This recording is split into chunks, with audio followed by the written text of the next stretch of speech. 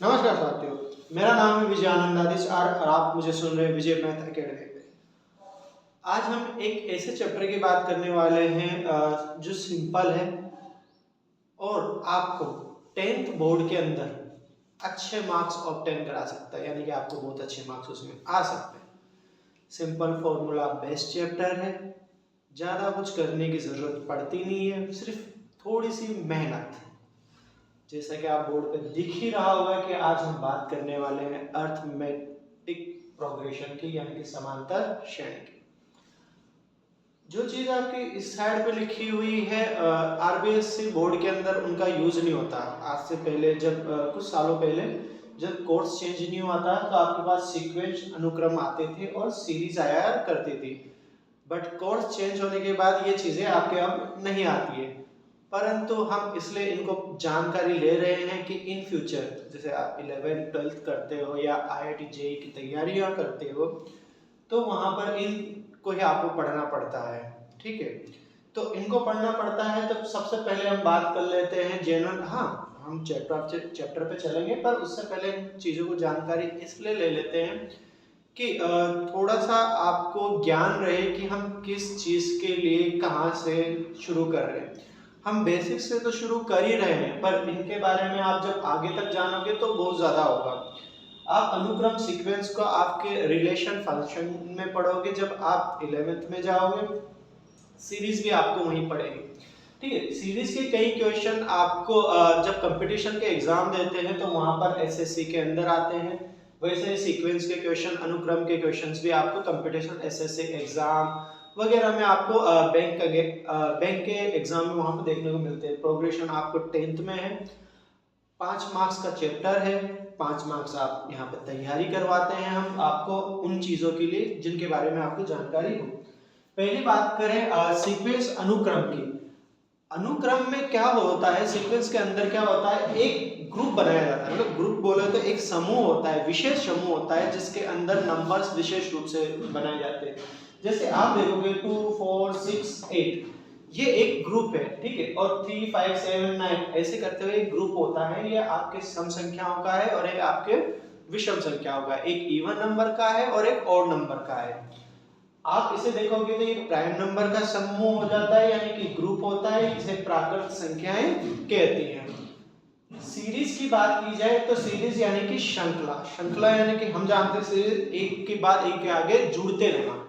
जैसे आजकल हम वेब सीरीज देखते हैं तो उसमें आता है ना कितने एपिसोड हैं, कि 4 एपिसोड है कि 6 एपिसोड है। तो एक सीरीज चलती है कि सीरीज देखते हैं ना, सीरीज में इतने एपिसोड है तो वो ऐड होते हुए चलते हैं। तो यहाँ पर भी बेटा क्या है, यहाँ पर सीरीज है। अब सीरीज है तो यहाँ पर लिखा जाता है कि इसको किससे, इसमें क्या आता है, प्लस का साइन आता है। कि प्लस का साइन, क्योंकि सीरीज तो घटती हुई तो नहीं जाएगी ना, बढ़ती हुई जाती है। तो सीरीज को बढ़ते हुए में दर्शाने के लिए साइन का यूज किया जाता है। अब जो यहाँ पर जिनका यूज किया जाता है वो सीक्वेंस के ही जो समूह होते हैं उनका यूज किया जाता है, यानी कि अनुक्रम का ही यूज किया जाता है।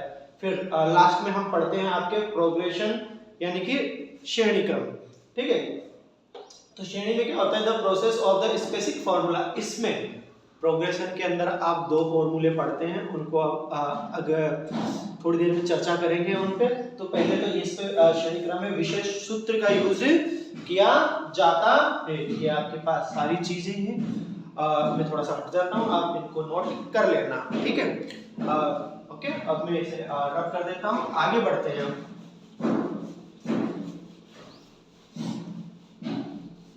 ओके, बात करते हैं हम अर्थमेटिक प्रोग्रेशन पे। अर्थमेटिक प्रोग्रेशन के अंदर क्या होता है, कॉमन डिफरेंस आता है। क्या आता है बेटा, कॉमन डिफरेंस।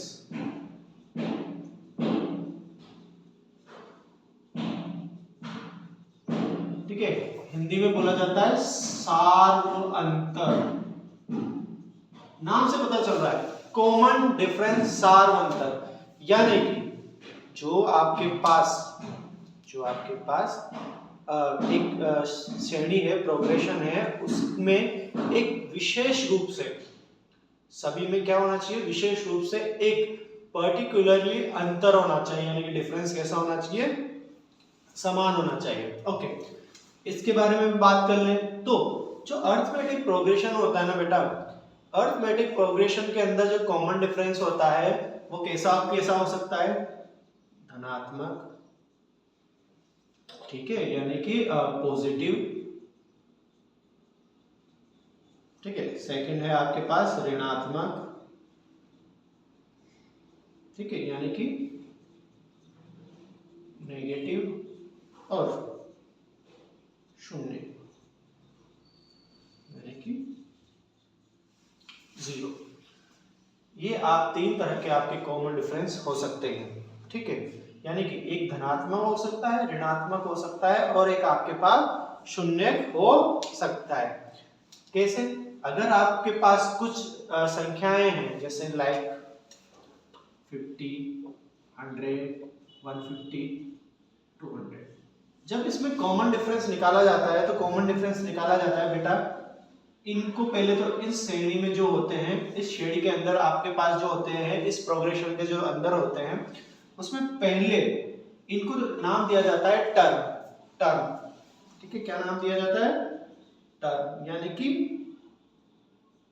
पद, ठीक है।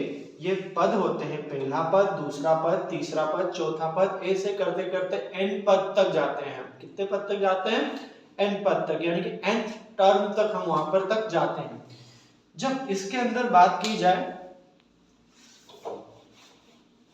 ठीक है, कॉमन डिफरेंस की हम बात कर रहे हैं, तो यहाँ पर जब कॉमन डिफरेंस निकाला जाता है ना बेटा, तो ये फर्स्ट टर्म को हम किससे डिनोट करते हैं? a से, या इसे a1 मान लो, ये a2 मान लो, ये a3 मान लो, और ये a4 मान लो।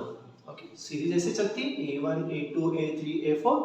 ओके, जब इसमें से कॉमन डिफरेंस निकाला जाता है तो कॉमन डिफरेंस को डिनोट जो किया जाता है वो स्मॉल d से डिनोट किया जाता है। किससे डिनोट किया जाता है? स्मॉल d से। और d बराबर क्या होता है आपके? a2 minus a1। d बराबर क्या होता है? a2 minus a1। ओके, अब आपको एक चीज नोटिस कर रहे होगे, तो इसका एक फॉर्मूला हम इस तरह लिख देते हैं, d बराबर a, k plus 1 minus a k। आप लोग बच्चा बाटी पूछोगे कि सर ये कैसे आया? ये ऐसे आया बेटा, देखो a2 a1, हम देखो यहाँ ध्यान से देखो, k की वैल्यू में अगर 1 रखूं, k की वैल्यू 1 रखूं, तो 2, 1 प्लस 1 2 और 1। ओके, आपको इनमें निकालना है, तो आपको सबसे छोटी वैल्यू किसकी? 2, 2, 2 प्लस 1 3। तो इस तरह आप अपना कॉमन डिफरेंस निकाल सकते हो।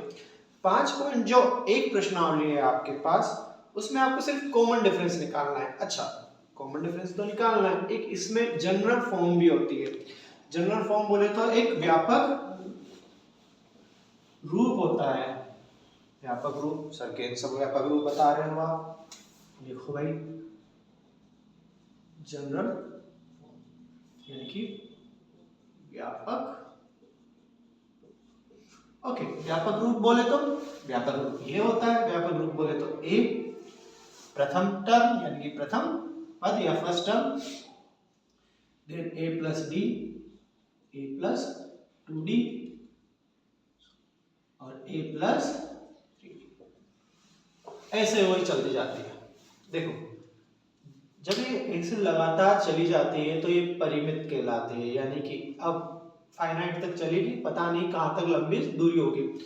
अगर कोई, ठीक है, इसे व्यापक रूप कहते हैं, इसका क्या बोलते हैं? व्यापक रूप, यानी कि जनरल फॉर्म ये होती है। अब कुछ ऐसे भी सवाल होते हैं जहां पर, जैसे रिसेंटली हमने देखा है एक क्वेश्चन, जैसे 2, 4, 6 और 8, ये प्रोग्रेशन यहां पर खत्म हो जाता है। ओके, ये प्रोग्रेशन यहां पर क्या हो रहा है? खत्म हो रहा है, और जहां पर ये फिनिश होता है ना, that's called the last term. इसे क्या बोला जाता है? अंतिम पद। और अंतिम पद हम जानते हैं लास्ट है, तो ये किससे होगा? स्मॉल एल से डिनोट किया जाता है।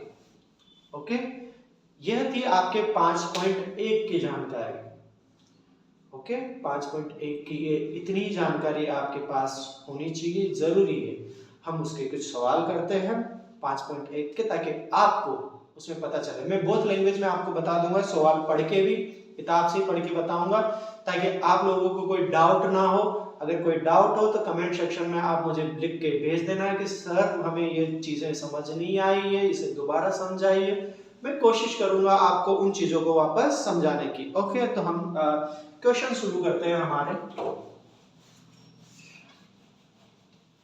ओके, क्वेश्चन आपके मैं पहले हिंदी में पढ़ देता हूँ, फिर उसके बाद इंग्लिश में ट्रांसलेट कर दूंगा। ओके, क्वेश्चन है कि निम्नलिखित परिस्थितियों में किन स्थितियों में संबद्ध संख्याओं की सूची एपी होगी और क्यों होगी। ओके, पहला क्वेश्चन है आपके पास, प्रत्येक किलोमीटर के बाद टैक्सी का किराया, जबकि प्रथम किलोमीटर के लिए किराया 15 रुपए है और प्रत्येक अतिरिक्त किलोमीटर के लिए किराया 8 रुपए है।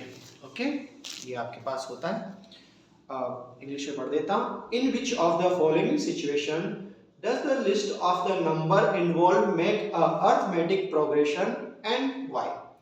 First was the taxi fare after each kilometer when the fare is 15 rupees for the first kilometer and 8 rupees of the each of additional kilometer. समझ में है? कहने का मतलब ये है कि अगर आप 15 किलोमीटर जाते हो, फिक्स्ड रेट है कि उसके तो आपको 15 रुपए यानी कि 15 रुपीज देने ही पड़ेंगे। पर जैसे ही आप आगे किलोमीटर में जाते हो तो वहां पर आपको 8 रुपए, जैसे आप 2 किलोमीटर गए तो 15 में कितना जोड़ना पड़ेगा, 8 रुपए, यानी कि आपको 8 रुपए एक्स्ट्रा देना।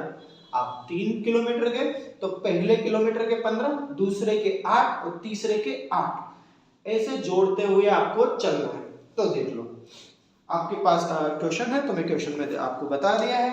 तो देखो, ठीक है, तो फर्स्ट किलोमीटर यानी कि पहले किलोमीटर का किराया कितना है, 15 रुपए। कितना है, 15 रुपए। तो अब आपको कहा गया है कि इसको एक एपी बनाइए। एपी बना के आपको बताना है कि एपी क्यों है। शॉर्ट में हम अरिथमेटिक प्रोग्रेशन को एपी बोलते हैं। जब आप आगे पढ़ोगे तो एपी के साथ जीपी पढ़ोगे, जीपी के साथ एचपी पढ़ोगे। ये आपके 11th में आता है और 11th के साथ आईआईटी जेई की तैयारी करने वाले बच्चों के साथ ये जुड़ता हुआ चला जाता है। कहूँ तो आईआईटी के अंदर एपी, जीपी, एचपी का क्वेश्चन फिक्स्ड होता है कि ये क्वेश्चन आता ही है एडवांस दो या मेंस दो। ठीक है, तो अभी से अगर आपका बेस अच्छे से होता है तो इन फ्यूचर आपको कोई दिक्कत नहीं होगी। ठीक है, ये एक्सपीरियंस से कह रहा हूँ, बता रहा हूँ। ठीक है, तो आप यहाँ पर देखते हैं कि फर्स्ट किलोमीटर के कितने हैं, 15 रुपए हैं। ओके, इसके एक्स्ट्रा चार्ज कितना होता है अगर इसके अलावा ईच किलोमीटर यानी कि प्रत्येक किलोमीटर के बाद, इसके बाद प्रत्येक किलोमीटर पे कितना ले रहा है बेटा, वो 8 रुपए। कितना ले रहा है बेटा, 8 रुपए। तो हम एपी के बनाते हैं जेनरल, इसको क्या मान लेंगे हम, ये हमारा हो गया A1। क्या हो जाएगा बेटा, A1।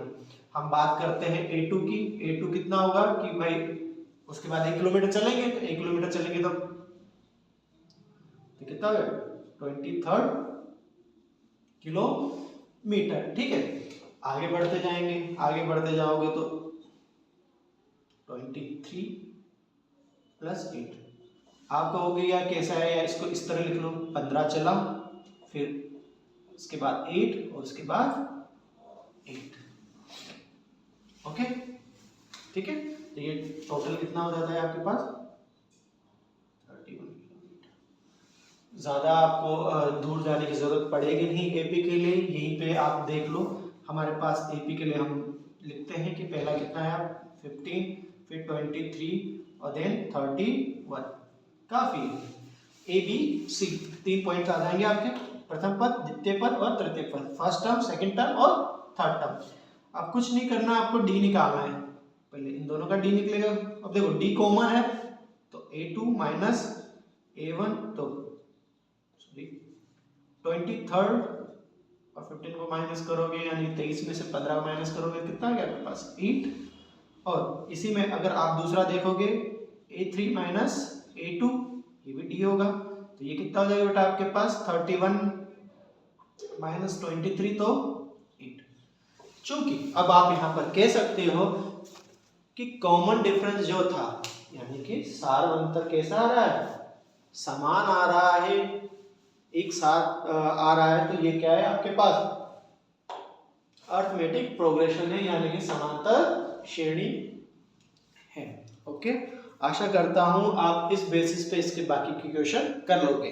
ठीक है, अब हम क्वेश्चन नंबर 2 पे चलते हैं। ये फर्स्ट क्वेश्चन था आपके लिए। अब हम चल रहे हैं क्वेश्चन नंबर 2 पर। ठीक है, क्वेश्चन नंबर 2 आपको कह रहा है कि राइट फर्स्ट 4 टर्म।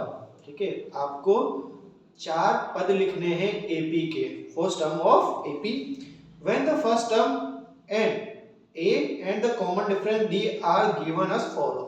ठीक है, आपको क्या दिया गया है कि प्रथम पद यानी कि फर्स्ट टर्म दे रखी है और कॉमन डिफरेंस D दिया गया है, यानी कि सार अंतर दिया गया है। ओके, इस पे हम चर्चा करते हैं। ठीक है, ये सेकंड का आपका फर्स्ट क्वेश्चन है, जहां A बराबर आपको 10 दिया गया है और D बराबर आपको 10 दिया गया है।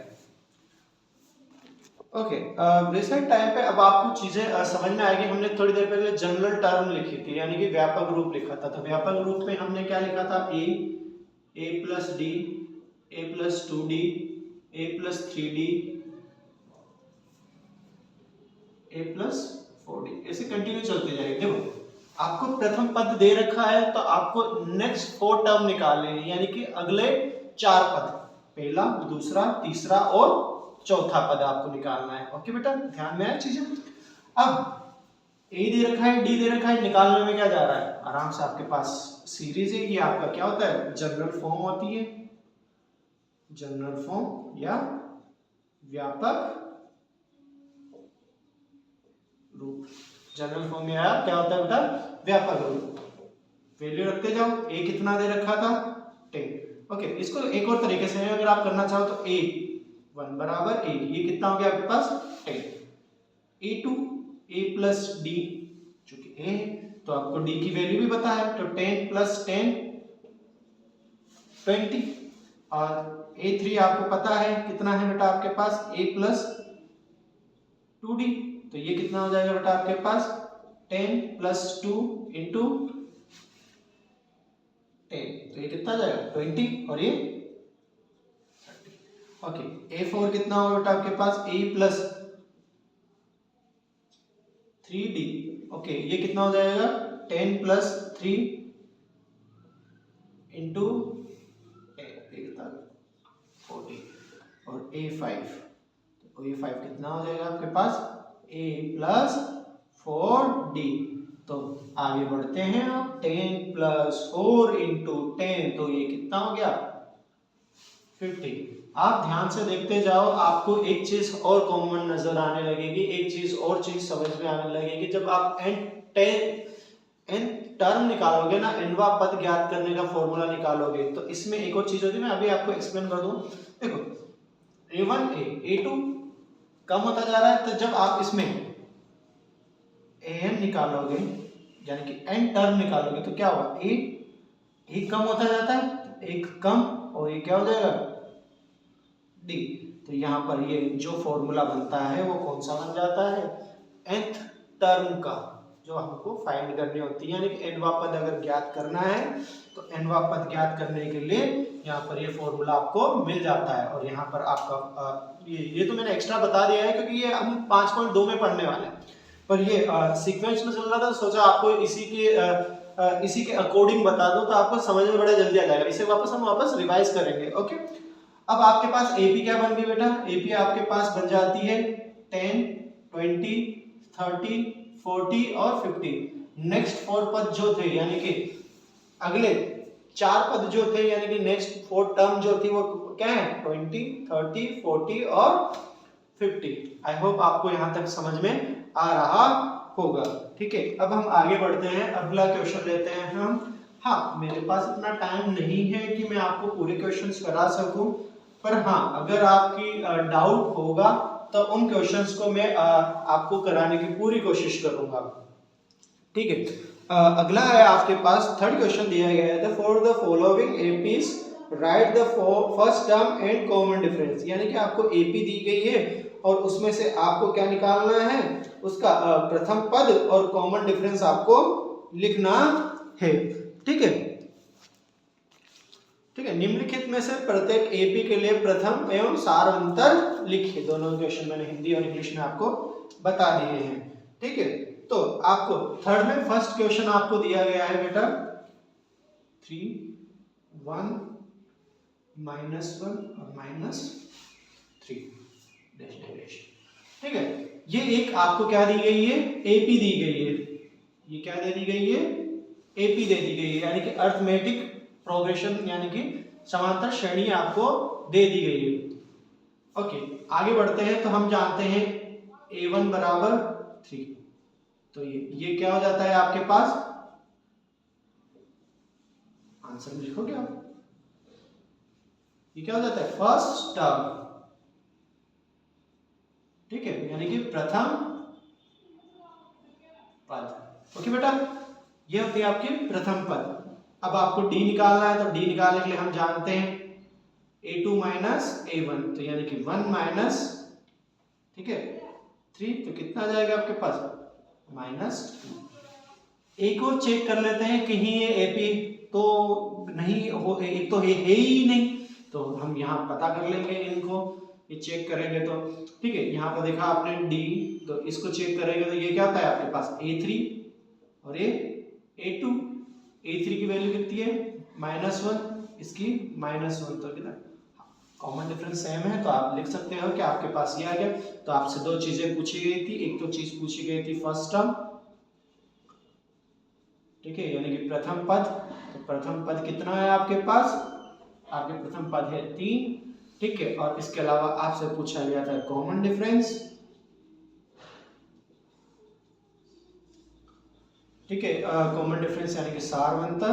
तो सारवंतर कितना आ गया बेटा आपके पास माइनस के। कोई टफ नहीं है, आपके एमसीक्यू क्वेश्चन में आएंगे, सीबीएसई हो आरबीएसई हो, एमसीक्यू क्वेश्चन में आपकी आता है, 1 नंबर का क्वेश्चन फिक्स्ड है इस यूनिट से, मतलब 5.1 से 1 नंबर का क्वेश्चन आता है, और आपके फिल इन द ब्लैंक्स के अंदर भी पूछा जाता है। तो इसको अगर आप कर लेते हो तो 1 से 2 नंबर 5.1 से आप कंप्लीट कर सकते हो। हाँ, 5.2 और 5.3 से 3 नंबर के क्वेश्चन आते हैं, यानी कि कुल मिला के आपके 5 नंबर की ये यूनिट होती है।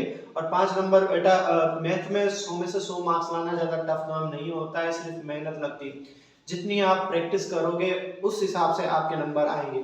हाँ, रट नहीं सकते ना, इसे रटना होता है तो आप बहुत ज्यादा रट रुटा के चलो हिंदी है, सामाजिक है, एसएसटी है, आपके सोशल साइंस है, इसे रट के याद कर लेते हैं, बट इसे नहीं कर सकते। ये जरूरी पार्ट होता है आपका, तो इसे सिर्फ आपके पेन पेंसिल का यूज करो और अपना दिमाग का यूज करो और प्रैक्टिस करते रहोगे तो आपको बहुत जल्दी जल्दी क्वेश्चंस आने शुरू होंगे। और अभी टाइम भी कितना बचा है आपके पास, फेब में एग्जाम हो जाएंगे आपके, फेब में लास्ट मंथ या तो फेब के लास्ट वीक में या मार्च के फर्स्ट वीक में, तो हो सकता है कि आपको जल्दी जल्दी प्रैक्टिस कर नीड पड़े। तो जिन क्वेश्चंस को आपको आता है उन्हें अपनी फिंगर्स पे सोल्व करने की कोशिश करें। जैसे ये क्वेश्चंस हैं, इन पे पेन पेंसिल चलाने की कोई नीड नहीं है, पर जिन पे लगता है कि हाँ इस पे नीड है, उन पे पेन पेंसिल का यूज करें, उसे कॉपी में करने की कोशिश करें। और जिनको आप लोगों को लगता है कि आप इसे आराम से कर सकते हैं तो उसे आराम से कीजिए। ठीक है, ये आपकी चीजें आपको इस तरह चल रही है। ठीक है, अब फोर्थ एंड फाइनल क्वेश्चन आपके इसमें दिया गया है कि निम्नलिखित में से कौन एपी है। आपको फाइंड करना है कि एपी है या नहीं है। अगर एपी है तो देन उसका कॉमन डिफरेंस यानी कि सारवंतर पता कीजिए और उसके 3 और पद लिखिए। ओके बेटा, तो हम पहला सवाल आपको दिया गया है। ठीक है, ओके, फर्स्ट क्वेश्चन आपको दिया गया है जहां पर आपको क्या है, क्या दिया गया बेटा 2 4 8 और 60। तो देखो एपी पता करने के लिए सबसे पहले तो यही है ना कि एपी पता कैसे करोगे, कॉमन डिफरेंस, क्योंकि अगर कॉमन डिफरेंस यानी कि सारवंतर समान है सभी में तो वो एपी है। तो इसमें चेक कर लेते हैं पहले ये, तो हमारे पास a1 कितना है आपके पास 2, a2 कितना है बेटा 4 और a3 कितना है बेटा 8 और a4 कितना है 16। तो हम क्या करेंगे d निकालेंगे, तो a2 माइनस a1 तो कितना हो जाएगा 4 माइनस 2 यानी कि 2। इसमें निकालोगे d निकालोगे तो a3 माइनस a2 तो ये कितना हो जाएगा आपके पास 8 माइनस 4 यानी कि 4। तो चूंकि, किंतु, परंतु आप यहाँ देखोगे कि आपके पास सारांतर क्या हो रहे हैं, अलग आ गए। अब सारांतर अलग आ गए तो ये आपकी एपी नहीं है। का बबुआ, ये एपी नहीं है। अब ये एपी नहीं है तो का है, ये एपी नहीं है तो आपको कहीं तो रखा है कि अगर एपी नहीं हो तो बस खत्म है, यहीं पे लिख दोगे this is not a AP, यहाँ एपी नहीं है। ओके, इसी में हम आगे बढ़ते हैं, एक और क्वेश्चन और लेते हैं जिसमें एपी हो शायद। ओके, तो देखो भाई सेकंड क्वेश्चन फोर्थ का, 2 5/2 3 7/2। ओके, लीजिए भैया जी, करते हैं, इसका आंसर लाते हैं। तो सबसे पहले हम लिखते हैं a1 बराबर 2, a2 बराबर 5/2, ओके, a3/3 और a4/7/2 इक्वल टू 7/2। ओके, चलो फिर क्या पता करना होता है आपको, डी पता करना होता है। क्या पता करना होता है, डी पता करना होता है। तो डी के लिए हम जानते हैं a2 माइनस a1, तो a2 कितना है आपके पास 5/2 माइनस 2, ठीक है। कॉमन डिफरेंस लेंगे, एलसीएम लेंगे तो कितना हो जाएगा 5 माइनस 4/2, तो 1/2। ओके, तो डी आगे e3 माइनस a2, e3 कितना है आपके पास 3, ये 5/2, इसको करोगे 6/5/2। वाह भाई साहब, सही चल रहे हैं हम, ठीक है। तो d बराबर यहां देखोगे तो कितना है, सॉरी a4 माइनस a3, तो a4 कितना है आपके पास 7/2 माइनस 5/2, दोनों का LCM 2, 7 minus 5, sorry my mistake, 7/2 minus 3, तो 7 माइनस 6/2, तो 1/2। हाँ, छोटी छोटी गलतियां होती रहती है, बड़े बड़े देशों में छोटी छोटी बातें होती रहती है, सेनोरेटा समझा लो। ओके, तो आप यहाँ देखोगे कॉमन डिफरेंस सेम है। तो अब आपको करना क्या है, आपके पास पता है ये चीजें आपके पास होती हैं। तो आपके पास यहाँ पर देखो a1 a2 a3 a4 कितना है, ठीक है। कॉमन डिफरेंस कितना आ गया 1/2। आपको नए टर्म निकालने हैं, नए टर्म बोले तो a5 a6 और a7। a5 को हम जानते हैं a plus 4d, a plus 5d, और 7 को क्या लिख दे a plus 6d। Okay, a कितना है आपके पास 2 है बबुआ, ठीक है, प्लस 4d कितना है 1/2 है भाई साहब, 2 से डिवाइड किया 2, तो ये कितना आ गया आपके पास 4 आ गया। ये कितना है भाई साहब, ये 2 है, ठीक है, 5 है और 1/2 है, ठीक है। ये तो कितना आ गया 2 प्लस 5/2, एलसीएम लोगे तो 9/2। आगे बढ़ते हैं भाई साहब, ये है 2 प्लस 6 इंटू 1/2, 2 से डिवाइड किए 3, तो 3 और ये कितना हो गया 5 हो गए बबुआ। तो इस तरह ये आपके सवाल होते हैं। 5.1 के सारे सवाल बता दिए हैं, सारे नहीं, जो मेजॉरिटी है वो तो आपको करने हैं, क्योंकि प्रैक्टिस तो मुझे नहीं आपको करनी है। हाँ, अगर कोई डाउट हो तो पूछ लेना, हम आपको जवाब दे देंगे। आशा करते हैं आपको अच्छा लगेगा। जल्दी ही 5.2 और 5.3 के भी महत्वपूर्ण सवाल जो बोर्ड के रिगार्डिंग होते हैं वही करवाए जाएंगे। तो अपना प्यार बरसाएं बच्चों, क्योंकि आपके विजय सर को नीड है। ठीक है, धन्यवाद, मिलते हैं जल्दी।